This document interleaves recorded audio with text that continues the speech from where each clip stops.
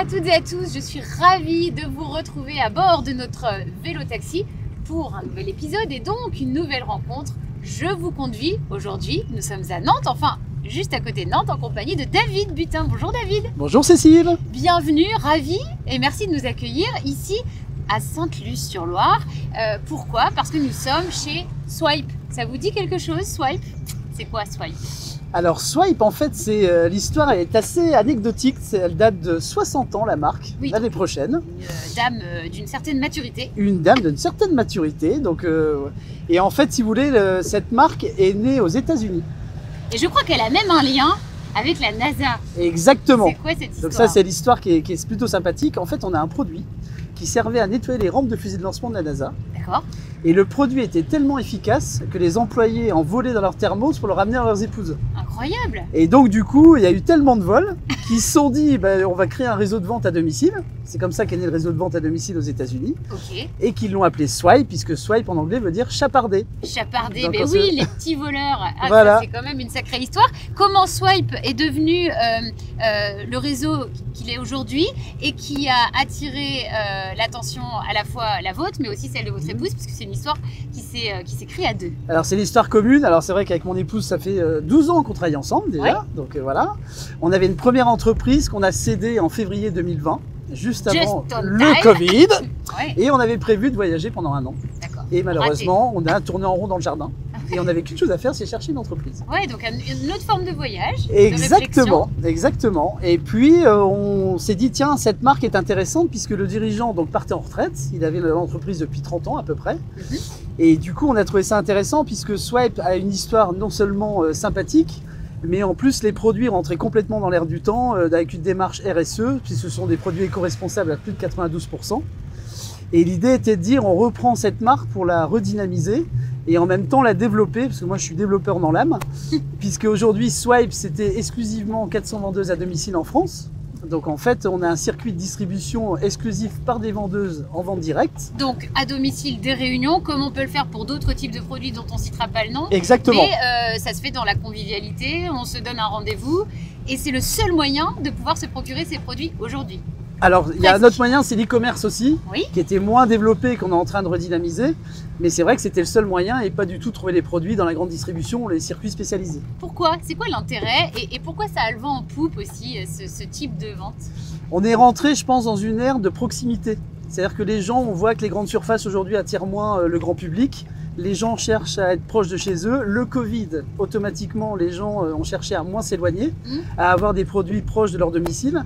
Et du coup, la vente à domicile est un très bon moyen à la fois d'avoir des produits, mais aussi les gens recherchent de la convivialité. C'est ça. Il ne faut pas oublier que la vente directe aujourd'hui, c'est le petit gâteau offert par l'hôtesse qui reçoit les personnes chez elle. On boit un petit jus de fruits, il y a une convivialité, il y a des rires, des sourires, et la finalité, c'est le produit. Mais c'est avant tout la rencontre entre des personnes. Pourquoi ce produit, il vous a particulièrement intéressé? Parce que finalement, on parle de nettoyage à la base, mais pas seulement, hein, parce qu'aujourd'hui, il y a également cosmétique. Qu'est-ce qu'il a de si particulier avec cette base très simple, 3 produits et une foule de déclinaisons, c'est ça? Alors, il a une spécificité, c'est qu'on a 3 produits concentrés. Le bleu, le jaune, le rose, qui sont à plus de 92% végétal, qui concentrés, dilués entre eux, ou avec de l'eau, permettent plus de 200 utilisations. Donc, c'est durable. Exactement. Il n'y a pas trop de déchets plastiques. Non, puisqu'en fait, vous créez 9 flacons de dilution que vous mettez à chaque endroit de la maison, dans la salle de bain, la cuisine.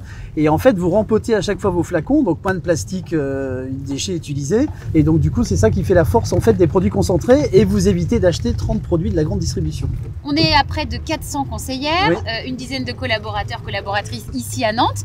Tout est produit sur le territoire. Quel est le potentiel de ce terrain de jeu, le potentiel développement pour un développeur dans l'âme? Alors, fabrication à Nantes, ça j'insiste là-dessus, et à Rennes pour les produits cosmétiques. Et en fait, l'objectif, c'est de développer le nombre de conseillères sur d'autres territoires, puisque comme tout réseau de vente à domicile, on est exclusivement sur le Grand Ouest de la France. On a quelques conseillères dans l'Est, mais c'est principalement sur le Grand Ouest. Et on souhaiterait développer évidemment sur d'autres territoires comme le Sud-Est, l'Est près de Lyon, ou l'Est de la France totalement, quoi. Donc il y a bien sûr le développement du B2C, mais le B2B fait partie aussi des objectifs. Alors exactement, en dehors de l'efficacité des produits, puisque la marque a 60 ans, on y a vu une opportunité aussi sur le B2B, puisqu'il s'agit de produits ménagers. Oui, donc qui intéresse tout le monde. Exactement. Et donc du coup, moi j'ai une expérience de 15 ans dans les réseaux de distribution spécialisés, franchise succursale. Et pour me différencier de la concurrence, je me suis dit, tiens, je vais peut-être attaquer ces réseaux-là, de moyenne taille, entre 30 et 50 magasins. Ouais. Et en fait, j'y ai vu un développement profitable, puisque ces magasins-là achètent en général leurs produits plutôt dans la grande distribution. Mais eux aussi ont le droit à une démarche RSE, ils se sont dit, bah tiens, c'est intéressant de développer cette démarche-là grâce aux produits Swipe. Et on rentre totalement dans les 3 E chez nous, c'est-à-dire éco-responsable, efficacité et surtout économique. Alors, dire Swipe, pour certains, chez certains, ça va résonner, hein, bien sûr. Il y a d'ailleurs les fidèles de la première heure, mais est-ce que la marque est si bien ancrée que ça, si identifiée? Alors non. Alors ça, c'est un autre objectif qu'on a justement, parce que en fait, c'est drôle, mais quand je parle de Swipe à mes proches, oui, qui ont 40, 30 ans, ils disent, ah bah tiens, ma grand-mère l'utilisait, ma mère l'utilisait. D'accord. Mais ce que j'aimerais bien, c'est que maintenant, c'est eux qui l'utilisent. En fait, c'est plutôt ça. Voir leurs petits-enfants. Exactement. Donc la marque, elle est ancienne, connue, mais il y a besoin d'une redynamique. Et notamment, on est en plein dedans avec les réseaux sociaux aujourd'hui. Ça manquait quand on a repris l'entreprise. Il n'y avait pas de dynamique des réseaux sociaux. Et alors là, si vous avez bien regardé, on dynamise à fond sur LinkedIn, sur Instagram. Et aujourd'hui, ça joue et c'est parti. Et on a redynamisé aussi un point majeur qui est la partie marketing. On a fait un boulot de fou. Enfin, Dominique a fait un boulot de fou. Oui, elle, c'est plutôt sa partie. Voilà. Et toute l'équipe produit depuis 1 an. C'est un truc de dingue parce qu'en fait, on a refait le logo complètement avec un logo beaucoup plus rond, beaucoup plus souriant, moins marketé industriel. Et en fait, derrière, on a aussi refait tout le packaging produit en précisant la dilution, en étant plus clair sur la dilution, précisant la fabrication française et puis la connotation végétale. Oui, la composition, en plus, c'est une attente clairement exprimée aujourd'hui par beaucoup de consommateurs. Exactement, on rentre vraiment, tous les consommateurs recherchent aujourd'hui une démarche RSE sur le sujet, des produits végétaux. Et on a un produit en dehors de nos 3 indispensables qui est un multicide, biocide, fongicide. Oh là, tout ça qu'on a sorti dans le Covid, qui est à 99,9% d'alcool végétal à base de betterave. Ah, excellent. Qu'est-ce qui vous fait vibrer en duo, puisque vous travaillez en couple, en solo, et donc quel type de dirigeant êtes-vous? Nous, ça fait 12 ans qu'on travaille en couple, donc ça se passe bien. Certains disent comment vous faites, mais en fait ça se passe très bien. Et notre secret, c'est vraiment la complémentarité. D'accord. Et je crois qu'aujourd'hui, il faut être un duo avec des compétences différenciantes. Et c'est ça qui permet de réussir aujourd'hui. Moi, je suis très développeur, très commercial. On va dire, j'ai une épouse associée qui est plutôt marketing produit, financière. Et ça fait un duo de choc qui permet de réussir. Mais le duo de choc ne fait pas tout, puisqu'aujourd'hui, on réussit aussi grâce à ses équipes, faut pas l'oublier. Voilà, et comment faire? Parce qu'il y a l'équipe proche d'abord, on va en parler. Exactement. Et puis après, aussi l'équipe de ces fameuses conseillères. Alors, un seul mot, mettre du plaisir. D'accord. Moi, je suis quelqu'un qui adore mettre du plaisir. Et ma maxime, c'est l'exigence dans le plaisir. Il faut avoir une exigence avec ses équipes, certes, mais mettre beaucoup de plaisir. Et on sait fêter les victoires, on sait faire des rendez-vous plaisir avec eux, des activités. Et je pense que c'est important aujourd'hui. Quels sont les profils qui peuvent frapper à la porte de Swipe, puisque peut-être des personnes nous écoutent et se disent « Ah, mais oui !» Alors, il n'y a pas un profil particulier. On ne cherche pas des commerciaux en vente. Il faut savoir qu'on a beaucoup d'infirmières, par exemple. On a beaucoup d'assistantes de direction. Oui, parce qu'on parle d'un complément de revenu. Hein. Exactement. Il faut savoir que la vente à domicile, 80% des personnes, c'est un complément de revenu. Oui. Pour se payer des vacances, pour se faire des petits plaisirs, etc. Et il y a 20% quand même chez nous qui ont commencé très jeunes. Il faut savoir qu'on a des conseillères qui ont plus de 30 ans de Swipe, quand même, dont certaines ont commencé à 25 ans. Elles ont 62 ans aujourd'hui, elles sont toujours chez Swipe. C'est un truc de fou. Une vraie fidélité à la marque. Exactement, ça c'est notre force. On a une moyenne d'âge aujourd'hui de conseillères de 53 ans à peu près. Mais c'est vraiment une fidélité totale à la marque. Et en fait, on a 20% des gens qui gagnent un vrai revenu. Je veux dire, à plus de 4 000 € par mois, grâce à la vente de produits à domicile. On sent une grosse énergie, David, quand on vous écoute. Vous le dites, c'est pas votre première histoire entrepreneuriale et il y a eu avant une autre aventure dans le domaine du sport. Qu'est-ce qui fait qu'il y ait toujours une envie, un projet? D'où vient ce dynamisme-là? En fait, j'ai toujours voulu être chef d'entreprise. Enfin, voilà, j'ai été salarié jusqu'à 40 ans, j'ai 54 ans aujourd'hui, mais j'ai toujours voulu développer, créer. Et je pense que c'est créer des opportunités, créer des challenges. Moi, je suis un développeur dans l'âme. Et je pense que c'est vraiment très bien quand on recrée une opportunité de développement. Et Swipe était exclusivement centré sur la vente à domicile. Et là, cette partie B2B, en fait, est une émulation de plus. Et on essaye de lever, en fait, l'énergie de la marque, de la redévelopper sur d'autres axes. Et quand on se lève le matin, en fait, le but, c'est de prendre du plaisir. Après 50 ans, on a aussi d'autres ambitions. On se dit, tiens, en plus, c'est notre dernier challenge. Hein, ah bon On va essayer de lever la marque un maximum de temps, on vient de la reprendre, donc je pense que là c'est notre dernier challenge entrepreneurial. Ouais. Après il y aura d'autres choses, d'autres opportunités, ouais. Mais on se lève tous les matins en se disant tiens on va retrouver nos équipes, il y a d'autres challenges à venir, on va créer une émulation. Et je veux dire, c'est de lever une énergie collective. Et ça, c'est le plaisir aussi du chef d'entreprise. Et alors, comment cultiver tout ça par des activités perso? Qu'est-ce qu'on fait pour se rebooster et pour favoriser l'envie toujours là? Alors ça, c'est important. Ouais. Alors déjà, après 50 ans, on s'est dit, on reprend l'entreprise. Et moi, j'ai dit, ok, je bosse beaucoup du lundi au jeudi.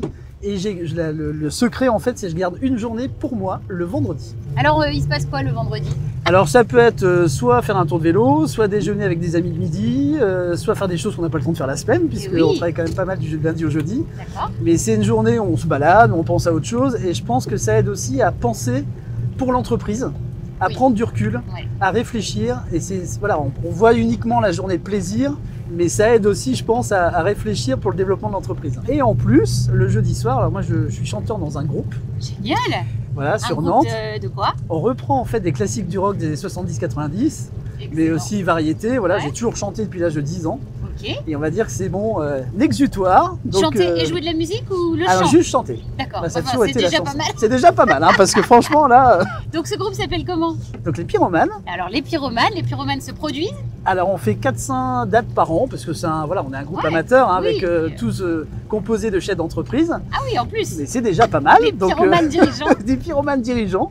On met le feu, comme on dit. J'imagine bien. Alors vous mettez le feu dans quel type des petites salles de concert? Oui, ça peut être des bars à bière, ça peut être des salles de concert, ça peut être voilà. J'aime beaucoup. Ça peut être aussi par exemple le théâtre du Sphinx à Nantes qui est un très vieux théâtre, donc c'est vraiment un exutoire sympathique. Donc c'est répète le jeudi soir. Jeudi soir, répétition. Super. Et vendredi, parenthèse pour prendre un peu de recul. Exactement. Et on peut rajouter aussi les journées réseau, notamment l'APM. C'est important de pouvoir partager ces problématiques, ces questionnements aussi. Alors, avec d'autres. Un vendredi par mois, effectivement, c'est l'APM. Et c'est un grand plaisir de tous se retrouver. Surtout dans cette période de compliquée en fait, parce qu'en fait c'est aussi un exutoire comme la musique, parce que ça permet d'échanger ensemble, de réfléchir ensemble sur des thématiques, d'avoir des intervenants de haut niveau qui vous font prendre du recul, et puis c'est surtout le plaisir de se retrouver entre chefs d'entreprise, ça c'est important. C'est qui la dernière personne la plus inspirante qui ait pu vous marquer?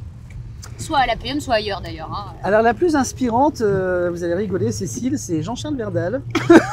Mais oui, Jean-Charles, spécial dédicace. C'est Jean-Charles, spécial dédicace du NABC. Ça a été une très belle rencontre. Oui, parce qu'il y a l'APM, mais aussi le NABC. Exactement, dont je fais partie. Et j'ai vraiment eu plaisir à rencontrer Jean-Charles, que je trouve vraiment...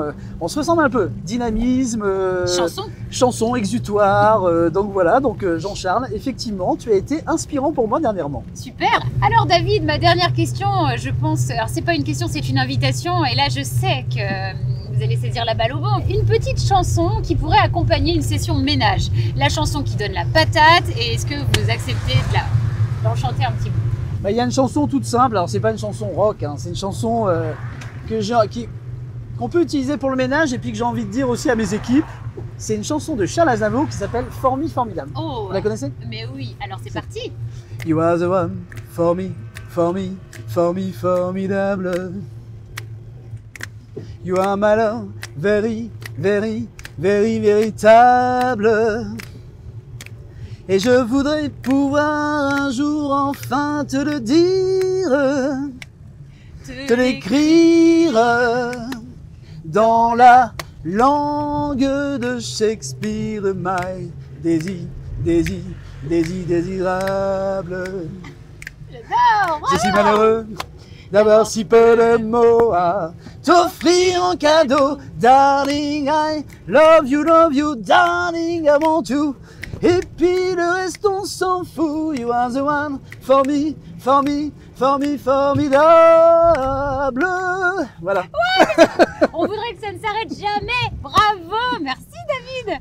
Bon, merci. C'est la chanson qu'on vous invite à mettre sur la playlist pour la prochaine session ménage. Merci pour toutes ces confidences et puis affaire à suivre de près donc sur les réseaux sociaux pour suivre l'aventure Swipe ici et ailleurs. Merci David. Merci Cécile. À bientôt, très belle journée et on se retrouve évidemment pour un nouvel épisode très prochainement. Je vous conduis vous a été présenté par CIC West.